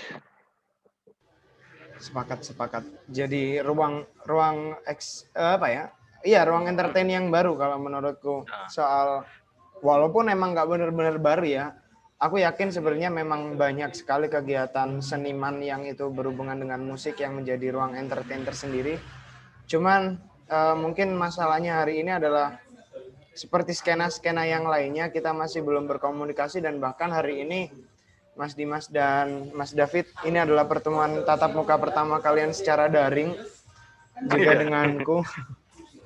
Ya, semoga saja semuanya di sini partisipan semuanya yang ketika kita membutuhkan teman-teman seperti Mas Dimas dari Get Plastik, ya silakan di follow Instagramnya, atau Mas David Triyonugroho juga bisa di follow Instagramnya. Maksudnya di follow Instagram itu kita saling berkomunikasi ya. Kita bisa saling berkomunikasi lewat media-media yang ada. Agar kemungkinan seperti ini bisa lebih cepat dipertemukan. Pertemuan-pertemuan seperti ini bisa lebih dipertemukan dini, bisa menjadi salah satu terobosan baru buat teman-teman. Oke, lanjut nih Mas David. Ketika tadi ternyata kita tahu Mas Dimas ternyata punya skena musik ya, punya skena musik dalam pergerakannya. Kalau Mas David sendiri selama pengalaman tadi sudah menyinggung Kampung Langai, kira-kira bagaimana pengalaman Mas David kalau berbicara soal membentuk membuat isu lingkungan melalui musik yang berhasil, yang bagaimana kira-kira Mas David? Mungkin bisa dibicarakan sama teman-teman. Nah, selama ya kita lakukan ya, maksudku jadi aktualisasi yang sebenarnya gitu. Aku juga banyak ide-ide yang aku bikin di tengah jalan, akhirnya nggak aktualisasi ya, nggak ditunjukkan. Nah, kebetulan yang ini baru bisa dengan adanya keunikan dari musikku, itu salah satunya yang bisa menarik masyarakat untuk menanyakan kok bisa ya gitu kan, kok dari apa sih alatnya, kok aneh bentuknya kan gitu, emang sengaja tak bikin aneh kan gitu, biar nanya. Itu kan kayak bentuk yang enggak umum gitu kan, kok ada pakai kaleng kan gitu. Sebenarnya di Bali pun juga ada yang skena musik noise, chaos non musika itu teman-teman ya pakai alat-alat bekas juga, tapi ya lebih ini disharmoni artinya nggak bernada ada. Cuman kan intinya dia membuat bunyi-bunyian dari alat ya apa instrumen bekas gitu. Tapi aku lebih ke penikmatnya, juga aku ke kenyamananku juga untuk membawakan karena ini suatu spiritual sebenarnya. Kalau dengan musik eksperimental itu dalam banget ya, apa ya, kalau kita hanya memainkan aja, misalkan ya maaf ya kayak Kolis ya, mainkan misalkan yang amen kan gitu, apa yang dilakukan dari nada yang ada kan gitu. Tapi kalau eksperimental ini intinya menciptakan dari tahap 1 sampai tahap penyajian gitu kan. Dari tahap pembuatan bagaimana nada itu terbentuk. Nah, ini semua penciptaan, proses penciptaan untuk musik baru kan gitu. Jadi bagaimana cara kita untuk berkolaborasi dari alat yang kita bikin dengan kultur yang ada, kultur musik yang ada. Misalkan aku bikin alat ini lebih kemana nih? Etnik. Oke, aku kolaborasi sama sinden kan gitu. Nanti bisa acara wayang. Itu acara wayang misalkan ya, acara Bali. Ada featuringnya nih gitu dari alat musikku. Di Karangasem ada, lupa aku namanya ya. Ada alat musik dawai juga. Itu bisa dikolaborasikan. Mereka juga tertarik. Seperti itu. Nah, jadi itu cikal bakalnya nanti. Akhirnya kan audien penasaran setelah lihat perform itu gitu. Oke, jadi sebenarnya secara pengalaman pun di lingkungan Mas David juga turut melihat lingkungan-lingkungan bagaimana orang-orang musik eksperimental ini udah mulai untuk mengelola sampah menjadi sebuah karya kayak gitu ya Mas. Sudah melihat bagaimana isu lingkungan dikembangkan menjadi sebuah karya. Dengan garis bawah itu tadi ya teman-teman, jadi musik eksperimental itu lebih kepada bagaimana create sama discovery, bagaimana dia menemukan atau membuat bunyi yang bisa mewakili ide dari pembuatnya. Nah, Mas David ini kan tadi bicara soal gerakannya sudah ada, alat musiknya udah ada, cara mendapatkan ide tadi juga sesederhana itu dan mengaplikasikannya. Kira-kira kekurangan dari pengalaman Mas David melihat musisi eksperimental yang lain dan yang Mas David bisa untuk mengatasinya itu apa Mas kira-kira? Ada nggak Mas? Kemauan. Itu aja sih sebenarnya, kemauan. Sumpah deep banget. Kemauan Ya? itu penting karena kita kerja kotor. Nah, kita ini udah ditakdirkan untuk kerja kotor untuk menyelesaikan masalah kerja itu. Kalau nggak kotor, nggak akan selesai kerjaan itu. Ya kan, kalau nggak mau kotor, ya nggak akan selesai. Sama halnya dengan musik eksperimental, kalau tergantung dari visi misinya dia untuk dinikmati sendiri, ya udah sampai di situ aja gitu. Malah bikin skena sendiri yang tergap akhirnya. Oke. Nah itu menurutku ya nggak, untuk aku kan emang beda visi ya, beda visi misi gitu. Oke, jadi kemauan ya sebagaimana musisi yang lainnya lah ingin memperdengarkan sebuah karyanya kepada halayak luas atau apa yang mereka ingin buat untuk masyarakat, ya kemauan itu yang akan mendorong bagaimana musisi itu bekerja. Jadi teman-teman di sini kalau ada yang mau bertanya silakan ya, bisa lewat kolom chat atau raise hand aja. Kita sudah membahas soal musik eksperimental dari Mas David. Dan aku sih berharapnya orang-orang seperti kita, semua orang yang mendengarkan ini entah nanti lewat streaming atau lewat hari ini yang ikut Zoom meeting, kayaknya emang kemauan itu salah satu hal yang bisa dibangkitkan secara pelan-pelan deh. Soalnya ya emang kita sedang di masa feodalisme yang masih erat, tapi bagaimana untuk mengatasi itu kan ya kita harus sadar bahwa kita harus berubah. Nah, kesadaran itu bisa didorong oleh kemauan yang tinggi. Apalagi soal musik eksperimental yang kalau menurutku susahnya minta ampun ya Mas. Kalau aku juga sebagai seorang musisi tapi lebih mudah untuk mengelola lirik dan nada nada barat untuk menjadi nada yang sendu kayak atau apa kayak gitu lebih mudah daripada harus creating dan discovery something. It's very hard. Nah itu It's nah itu complicated. perlu kolaborasi kita, Lis. Jadi aku nggak kuat di lirik, jadi bisa itu nanti kita kolaborasi kan. I got it, Mas. You can serahkan itu semua padaku, Mas.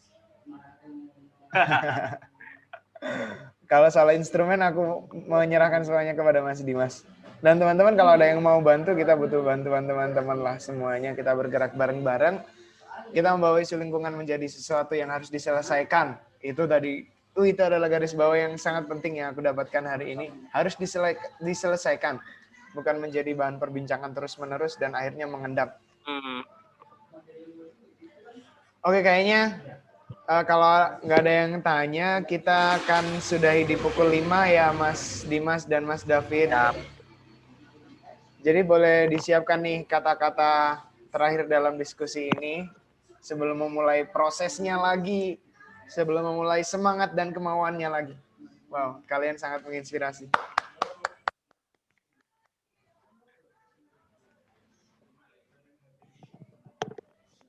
Kita akan tunggu beberapa menit lagi, sekitar 3 menit lagi. Kalau ada teman-teman yang mau bertanya silahkan. Kalau ada yang mau mengatakan sesuatu, berpendapat, juga boleh banget. Intinya garis besar hari ini kita berbicara soal isu lingkungan ya, yang tadi dibuka oleh Mas Dimas dari Get Plastik. Mas Dimas dari Get Plastik ini sudah memberikan gerakan-gerakan penting bagi masyarakat, seperti mengelola sampah menjadi sesuatu barang yang mempunyai fungsi, seperti menjadi asbak atau kerajinan yang lain. Dan juga tadi sudah ada eksperimen juga untuk membuat bahan bakar dari sampah plastik. Lalu juga ternyata pernah mengadakan acara musik yang itu memperingati isu lingkungan juga. Dan masalah plastik di Indonesia ini bukan masalah yang kecil, jadi memang salah satu penghasil sampah plastik terbesar ya Indonesia. Kita ketahui itu dari pernyataannya Mas David tadi bahwa beberapa industri itu juga memproduksi sampah. Walaupun dari Mas Dimas sendiri juga mengatakan bahwa sampah itu bukan sebenar-benarnya masalah. Yang sebenar-benarnya masalah adalah bagaimana manusia untuk menyikapi dan memperlakukan sampah itu sendiri. Yang itu menjadi PR bersama-sama, bukan hanya menjadi PR-nya Mas David dan Mas Dimas di sini. Itu adalah PR kita semua. Dan juga tadi Mas Dimas juga menyebutkan bahwa kita sebagai masyarakat Indonesia harus sudah lepas dari feodalisme ya, seperti kita menganggap bahwa masyarakat asing lebih ahli, lebih mempunyai pemikiran lebih maju atau lebih memiliki teknologi yang lebih maju. Bukan berarti seperti itu saja. Kita tidak menutup kemungkinan bahwa ternyata masyarakat di sekitar kita juga banyak yang peduli, banyak yang ahli di bidangnya dan bisa untuk memberikan dampak yang sama. Tidak kurang tidak lebih bisa sama kekuatannya, karena Indonesia juga punya masyarakat-masyarakat yang cerdas, pintar, dan peduli untuk menanggapi masalah seperti ini. Lalu tadi juga ada dari Mbak Husaimatus Soliha, terima kasih, dan Mas Yakin tadi ya yang udah bertanya soal branding, bagaimana suatu gerakan itu bisa maksimal dengan melakukan salah satu strategi marketing yaitu branding. Selain itu, tadi Mas Yakin membicarakan soal bagaimana sebuah fasilitas itu penting, intinya seperti itu. Jadi ketika kita emang perlu untuk melakukan gerakan untuk menimbulkan kesadaran masyarakat, tapi kita juga perlu instrumen-instrumen lain seperti fasilitas-fasilitas kebersihan, contohnya tempat sampah itu tadi. Dan itu sudah menjadi gerakan yang lama dan didukung pemerintah, cuman kita tinggal membuatnya semakin efektif dan efisien, kita harus membantu bagaimana mungkin ada tempat yang tidak memiliki tempat sampah, ya kita bisa melakukan gerakan kecil-kecil itulah. Dan tadi untuk musik eksperimental yang udah digarap oleh Mas David sendiri sudah mendapatkan banyak sekali gerakan kalau menurutku, karena Mas David sendiri walaupun ngakunya 50%, tapi dia punya keinginan yang lebih dari 50, bahkan lebih dari 500 lebih lah, 500% lebih. Karena dia membuka berbagai macam kemungkinan. Itu yang aku garis bawahi adalah bagaimana seorang musisi di skena musik eksperimental tidak selalu menutup dia untuk berkolaborasi dengan banyak pihak dan banyak instrumen, tapi dia juga bisa berkolaborasi dengan musik pop mungkin, atau dia bisa berkolaborasi dengan komunitas lain, gerakan-gerakan lain seperti dari Get Plastic ataupun musisi-musisi di skena yang lain. Setidaknya dalam kemungkinan memperbesar skena tersebut bisa membuat ide-ide yang dibawa oleh Mas David bisa menjadi lebar juga lah ya. Dan salah satu yang aku garis bawahi dari Mas David juga, bagaimana kita mengelola sebuah ide sebelum kita menciptakan karya, itu adalah hal yang terpenting karena itu menyangkut niat dan kemauan. Bagaimana masalah terbesar hari ini menurut Mas David, yaitu adalah kemauan. Bagaimana kemauan sebuah ide atau bagaimana kita memikirkan sesuatu ide, kita harus bisa mengaktualisasikannya, merealisasikannya dengan baik, dan itu butuh kemauan dan niat yang cukup. Dan kabar baiknya juga Mas David nantinya bakal ketika ini sudah 100% bakal sharing bagaimana masyarakat bisa membuat instrumennya sendiri.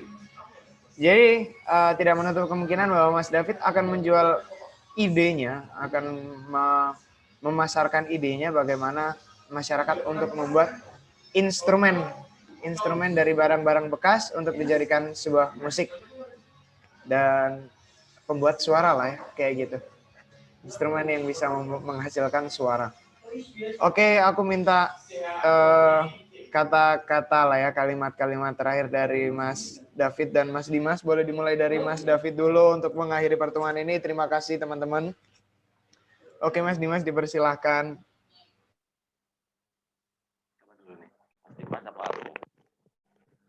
Terlalu banyak bicara gue ya. Sorry. Ya enggak lah, emang tugasmu itu. Siapa dulu, Lis? Aku ya? Iya, silakan Mas David.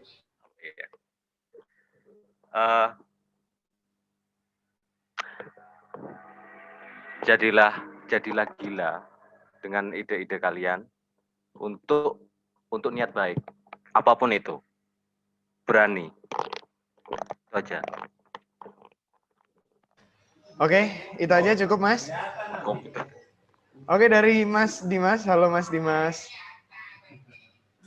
Mas Dimas. Knock.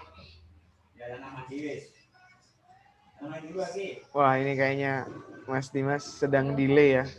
Tadi sempat menghubungi kalau ada delay dari Mas Dimas.